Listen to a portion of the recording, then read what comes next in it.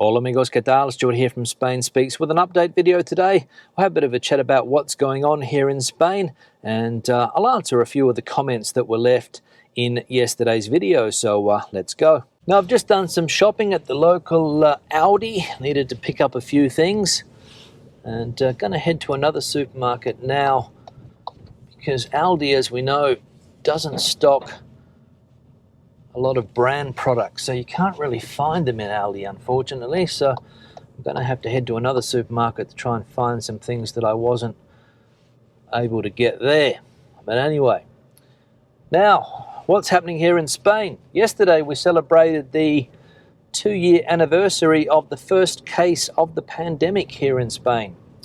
A German tourist who was in Tenerife or Las Palmas de Gran Canaria, not sure exactly where he was, but he was somewhere in the Canary Islands, and he was the first registered COVID case here in Spain.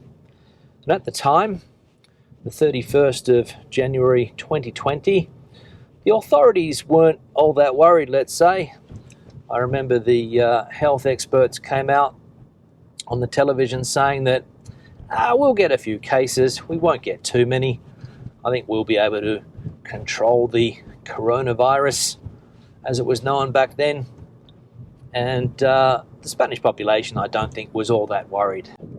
But then, of course, February came and things started to get worse. A few more cases reported. Then we started to see images on the television of people with COVID-19 being taken out of flats here in Spain by people in those has suits, or whatever they call them, those suits that you wear for protection in a radioactive zone. And that's when it triggered for me that we're dealing with something serious here. And of course, March came, the country went into lockdown, and the rest is history. Wave after wave after wave, as that song goes. The first wave, the second wave, the third wave, the fourth wave, the fifth wave, the sixth wave of COVID-19 here in Spain. And an interesting piece of data that I read today was that 39% of all COVID infections over the last 2 years here in Spain, 39% were last month, January. So the sixth wave of the coronavirus, a lot of cases. And over the last 2 years, when I have been doing these videos, some of the comments that I've read have been eye-opening to see the least. People that have denied the COVID-19 pandemic from the beginning. Then, of course, we had the people last year that were saying it was a case-demic. Then there's people that have always said that it's nothing more than the flu. The figures have always been exaggerated. Then you've got people that think it's a conspiracy theory, that there's some type of plot going on to change the world. And then you've got all of the other people that, for whatever reason, have been a little bit skeptical about the whole pandemic from the beginning. And I've read hundreds and hundreds of comments from people like this, and they still exist. People that still question the science for whatever reason. I've got no idea. But the good news is that the case numbers here in Spain are going down. So hopefully the sixth wave of the pandemic is going to be the last. But I wouldn't put money on that. But you never know. We need to be optimistic.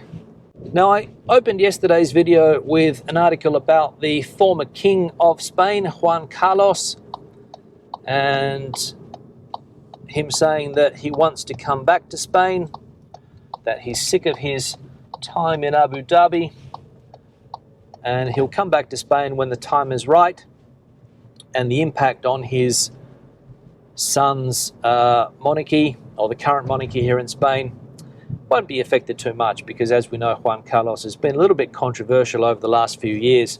And somebody in the comment section said that Juan Carlos is not in exile. Now, if Juan Carlos is not in exile, then I don't know what exile is.